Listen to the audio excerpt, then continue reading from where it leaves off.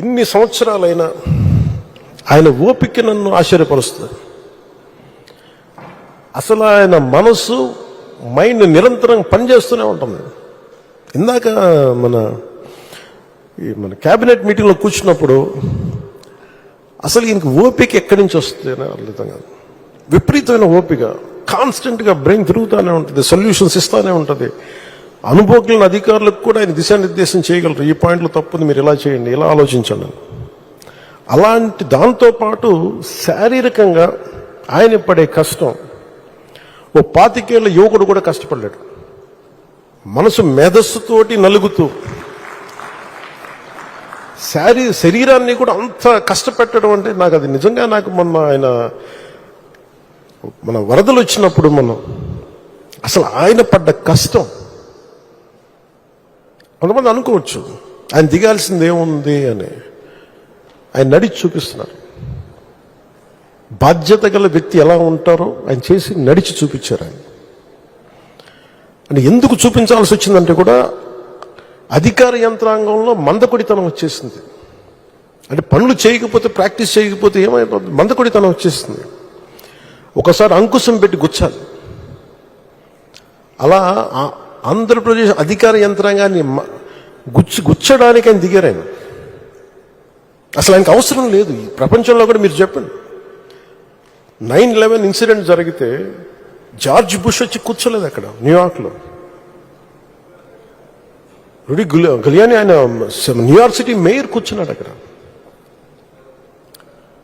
ఆయన అందరూ విమర్శిస్తుంటే నాకు ఒకటే ఆలోచన వచ్చింది.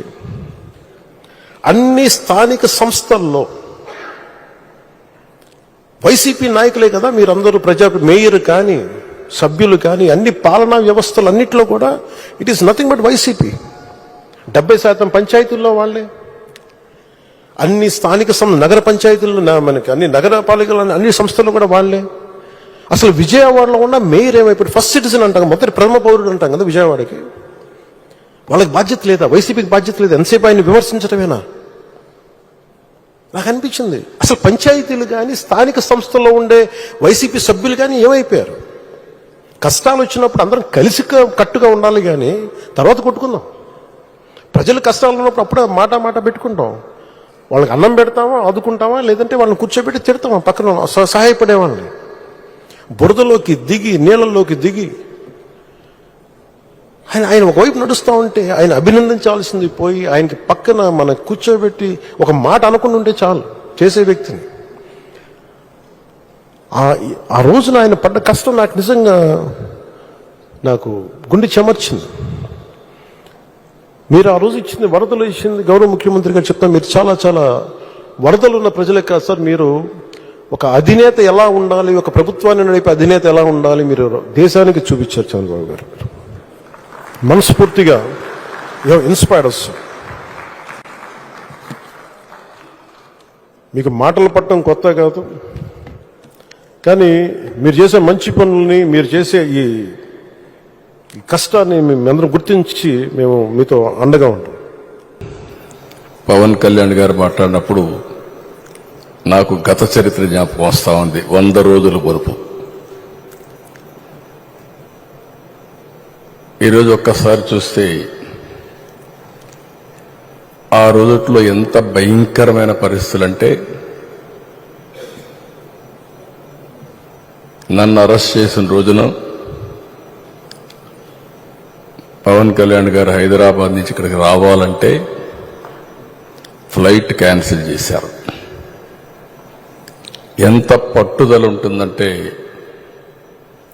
ఫ్లైట్ మీరు క్యాన్సిల్ చేస్తే నేను పోలేనా అని చెప్పి నేరుగా బై రోడ్డు వచ్చాడు. రోడ్లో వస్తే నందిగామలో మొత్తం రోడ్డు అంతా బ్లాక్ చేసి పక్కన తిరిగినా రానియకుండా చేస్తే రోడ్డు మీదనే పడుకొని ధర్నా చేశాడు. మామూలుగా సినిమా వాళ్ళు ఇవన్నీ చేయరు. సినిమా వాళ్ళు ఏదైనా చేస్తే షూటింగ్లు చేస్తారు తప్ప నిజ జీవితంలో చేయరు. అలాంటి నిజ జీవితంలో పోరాట యోధుడిగా నిలబడ్డటువంటి మిత్రుడు పవన్ కళ్యాణ్ గారు. నేను ఈరోజు కూడా చూస్తున్నాను, రాజకీయాల్లో ఒక ఆశయం కోసం వచ్చాడు. 2014 నాకు బాగా జ్ఞాపకం.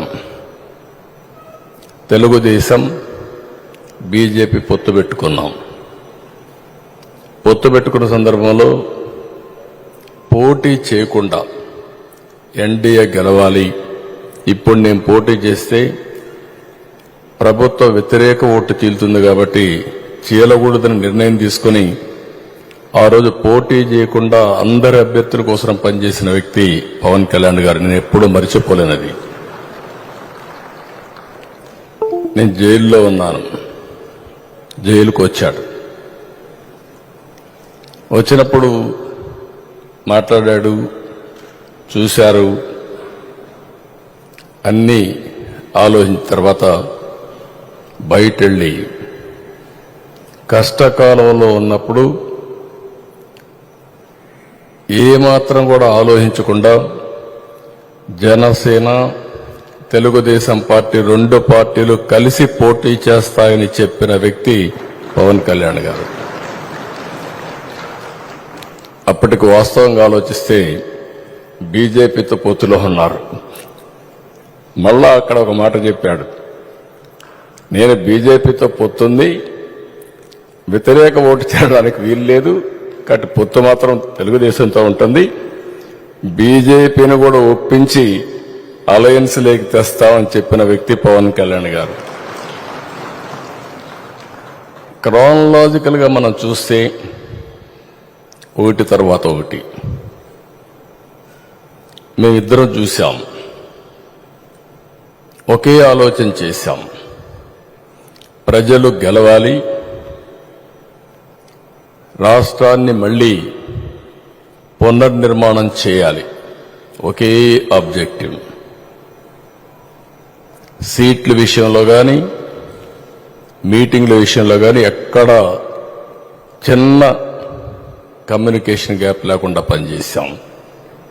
నేను ఈ సందర్భంగా బీజేపీ పార్టీని పురంధేశ్వరి గారు కూడా మనస్ఫూర్తిగా అభినందిస్తున్నా. ఎందుకంటే వారు కూడా ఈ అలయన్స్ రావడానికి ప్రధానంగా కృషి చేశారు. వేరే వాళ్ళు పార్టీ అధ్యక్షులుగా ఉంటే ఏమయ్యేదో నాకు తెలియదు, కానీ వారు కూడా ఏ విధంగా వర్కౌట్ చేయాలో వర్కౌట్ చేశారు. కేంద్ర నాయకత్వం కూడా ఈ విషయంలో మీరు గుర్తుపెట్టుకోవాలి. నేను పవన్ కళ్యాణ్ గారు ఒక అగ్రిమెంట్కి వచ్చాం. మేము ఇక్కడ ఒక ప్రెస్ కాన్ఫరెన్స్ పెట్టాం. పెట్టి ఎవరెవరు ఎన్ని సీట్లు పోటీ చేస్తాం చెప్పేశాం. కేంద్రం ఒకసారి మాట్లాడాలంటే కేంద్ర నాయకత్వం బీజేపీ, నేను ఆయన ఇద్దరం ఢిల్లీకి వెళ్ళాం. పోయినప్పుడు వాడు మాట్లాడినప్పుడు ఒకే మాట చెప్పారు, అందరం కలిసి పోటీ చేస్తే బాగుంటుంది, అందరం కలిసి చేద్దామని అమిత్ షా గారు, నడ్డా గారు ప్రపోజల్స్ పెట్టినప్పుడు మేమిద్దరం కూడా ఒకే అభిప్రాయానికి వచ్చాం. ముగ్గురు కలిస్తే ఈ రాష్ట్రానికి పూర్వ వైభవం తేవచ్చు, కాబట్టి ముగ్గురం కలిసి పోటీ చేయాలని ఒక్క మాట కూడా అబ్జెక్షన్ చేయకుండా నిర్ణయం అక్కడే చెప్పామని చెప్పి కూడా నేను మీకు తెలియజేస్తున్నా.